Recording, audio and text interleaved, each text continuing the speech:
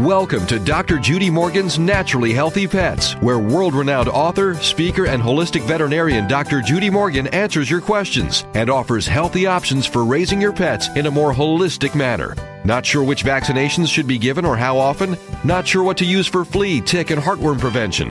Join Dr. Judy now as she interviews the top experts and showcases the latest products that will help your pets stay naturally healthy.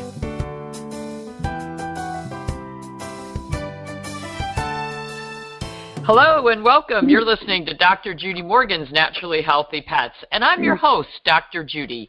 You can hear my show every Monday and Tuesday at DreamVision7Radio.com at 7 a.m. and 7 p.m. Eastern. So today we're going to be talking to some entrepreneurs who have developed products that revolve around our pets. And you know, entrepreneurs are a special breed of people. They're people who see a need or have a passion and say, what can I do to solve that problem for myself? And oh my gosh, might other people have this same need? So my first guest today is Lisa Baronoff, and she's a proven marketing executive with 20 years experience across a broad range of marketing disciplines. So this is somebody who makes a great entrepreneur because she knows how to get her product out there. She has a highly creative track record for concept originality and design with regard to product, packaging, advertising, public relations, and promotional support. I might need to get her on my team. She's skilled at identifying mass and niche market opportunities and launching successful consumer products in response.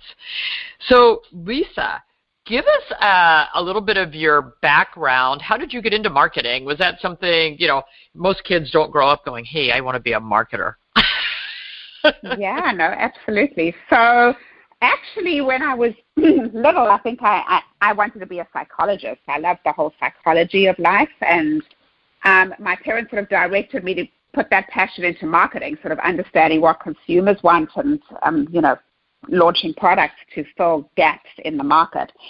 So I did a business science degree in Cape Town, where I was from, in South Africa, and my very first job was in advertising. And then soon after that, I was poached by a client who worked, who was a big main hosiery company in South Africa. They were eventually bought out by Sarah Lee Hosiery, which makes Hanes here. And I was there for many years. And I just loved, you know, being in marketing, and grew within the company from an assistant marketing person to the marketing director within a couple of years. And that was really fabulous. And what brought you to the States from South Africa?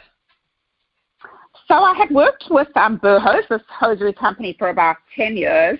And I had also was just getting divorced and was in my very late 20s.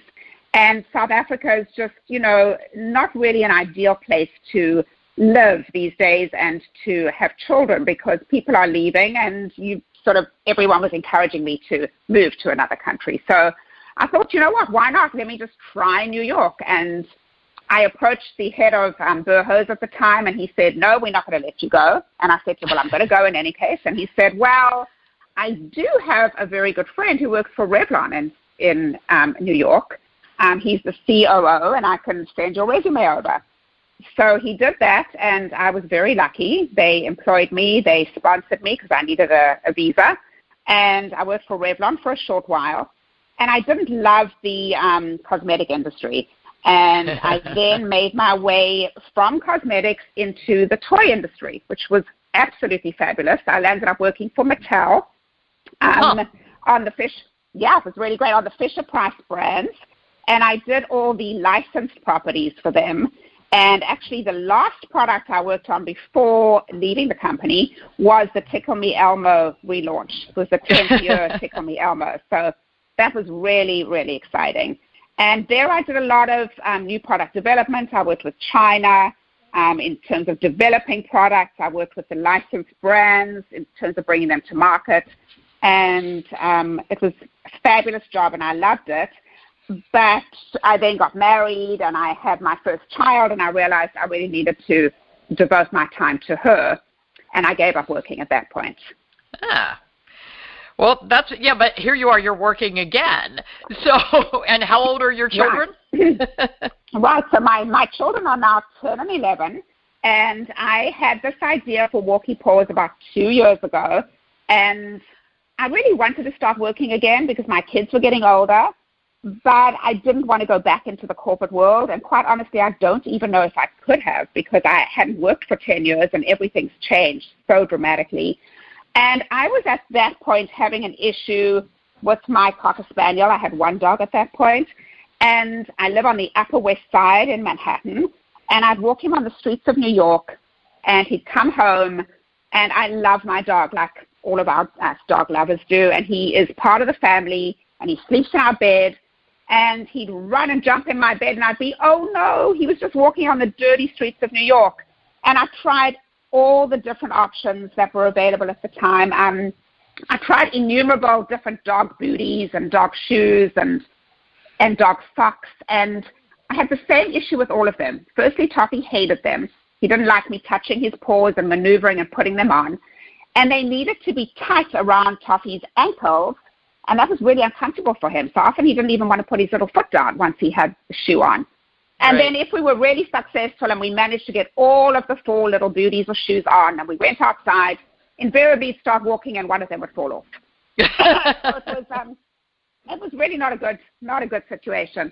And then I tried little paw washers and different paw wipes, and those were not a good solution either because then his paws were wet and that didn't really work, and he didn't like me rubbing them and touching them.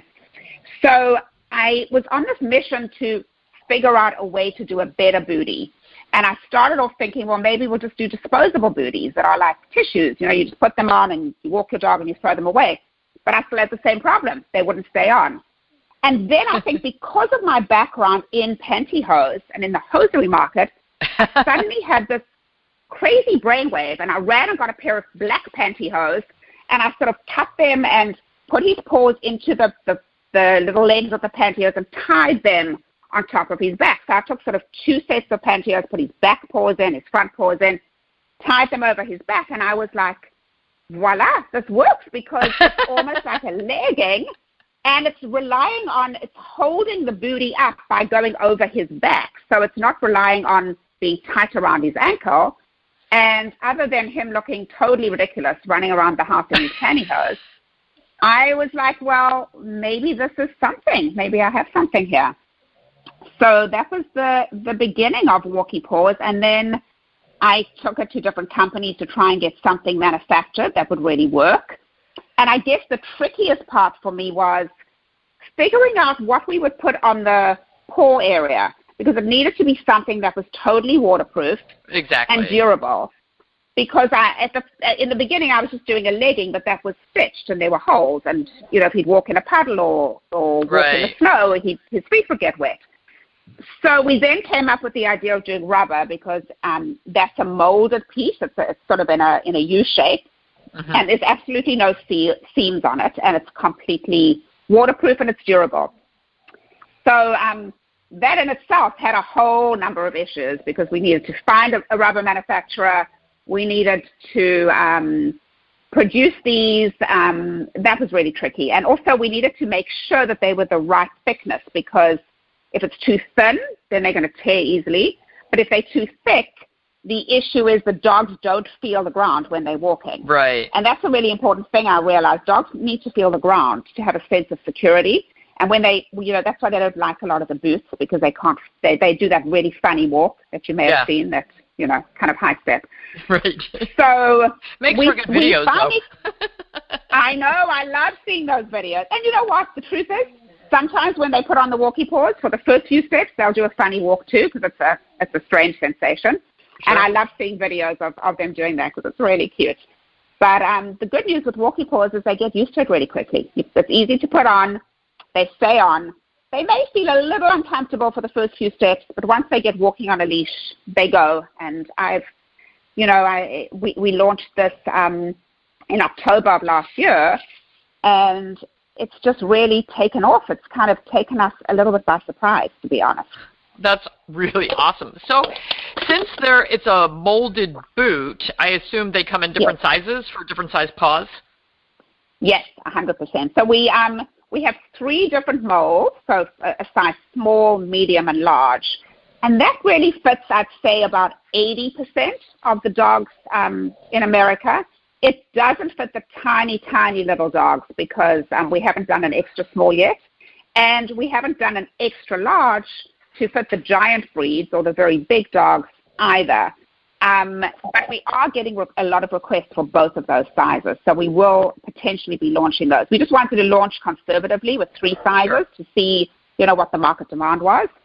And it's been truly overwhelming. We cannot keep in stock on most of these SKUs. So it's been a little stressful. It's a good problem to have, but it's a little tricky because we get customers emailing us saying, where are they? We need them. It's cold. And we're trying to do the best we can. But we finally are getting back into stock. And next week we should be getting a huge shipment in.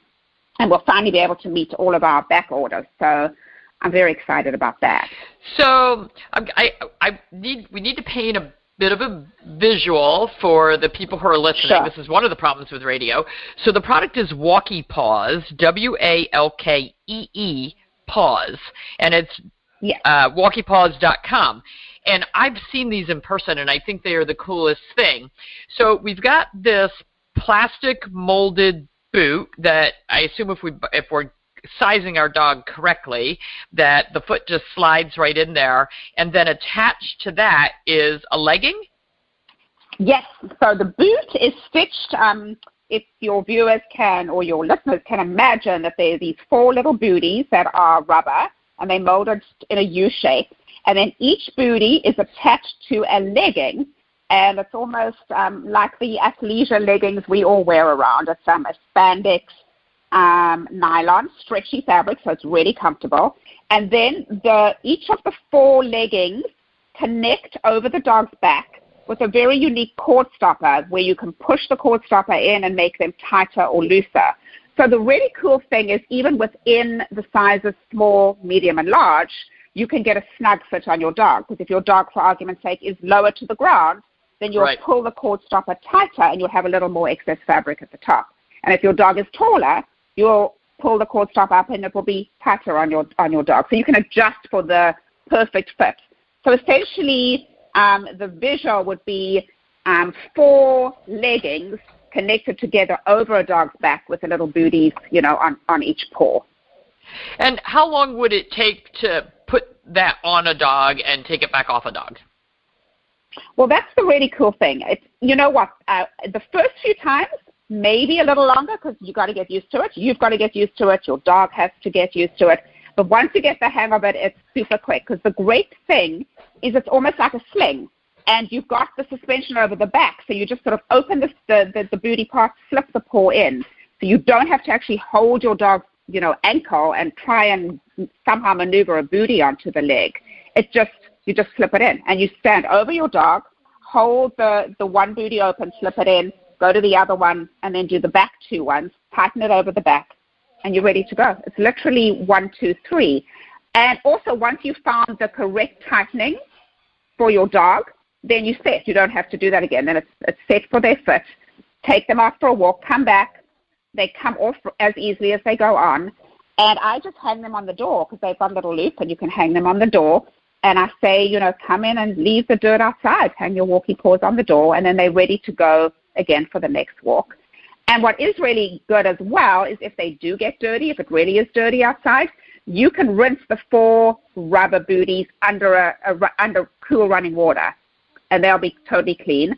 And then if the entire legging gets soiled, if it's really snowing or really bad weather, you can throw them in the washing machine and on a cold cycle, and very easy to wash as well. And it's interesting because that's exactly where my mind was going. Okay, I take my dog out, his feet come in clean, but these boots are disgusting. What do I do with them? So exactly. That's exactly true. It was actually snowing so badly the other day in Manhattan, and I came back and I just hung these wet, soggy, disgusting booties on the doorknob. And then what I actually say to people in a perfect world, you really need 2. It's sort of like 1 to wear and 1 to wash. So then you almost need to put those in the washing machine and have your other pair ready to go for your next walk. And that way they'll also last longer when you're alternating them. Yeah. So do they come in different, the leggings come in different colors? They do. Yes, we